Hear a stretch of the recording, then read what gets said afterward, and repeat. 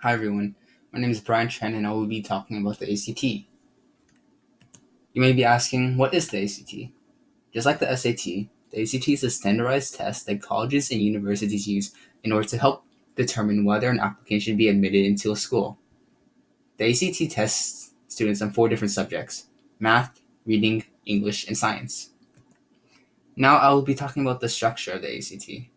The structure of the ACT is very similar to the SAT, as it is 2 hours and 55 minutes long.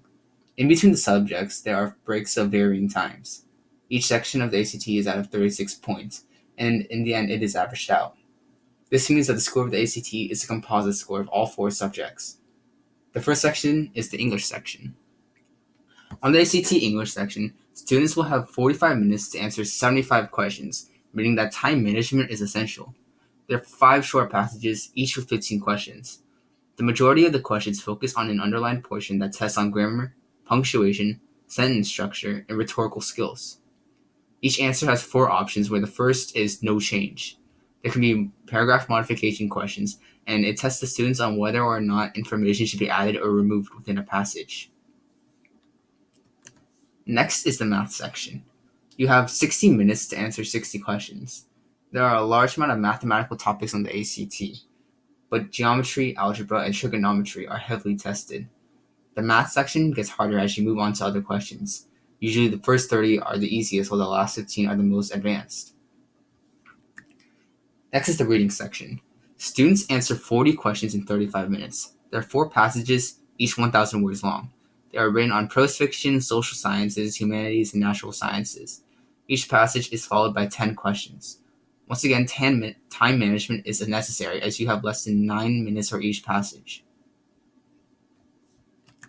Next is the science section. Students are given 6 passages about scientific experiments and answer questions based on the given information.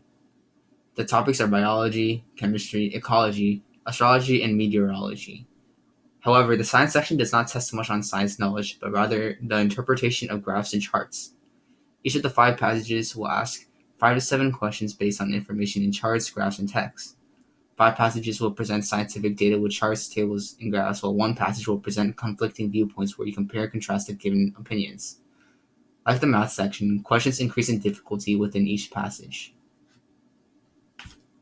Finally, there is the essay portion to the ACT. The essay portion is 40 minutes long and tests the student's ability to understand the prompt.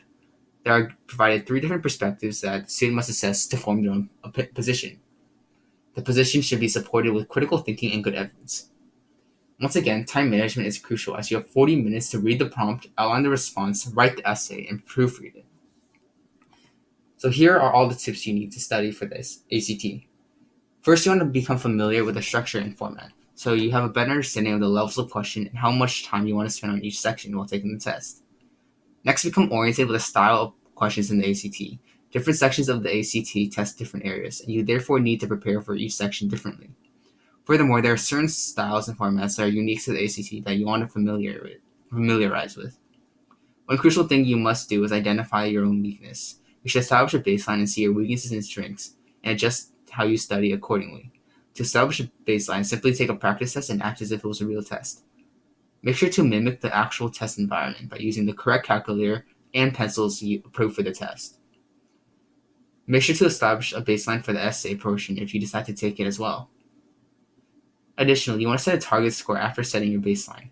Make sure that the target score is attainable and is realistic, as it is your goal and it will be a benchmark that you can compare your scores to. Additionally, create a consistent study schedule that is dedicated toward the ACT. Make sure to keep yourself accountable. Next, you actually need to learn the content and knowledge. There are a variety of methods for this that will be on the next slide. Finally, you should use practice questions and tests, as they are very important methods of improving your score. There are many resources that you can use to gain knowledge about the actual content on the ACT. There are many tutoring and ACT classes, such as an ACT class from Elite. If you want to self-study, I recommend buying books from Barron's and the Princeton Review. Additionally, there are many free videos and resources such as the Online Academy. Thank you for listening to me speak.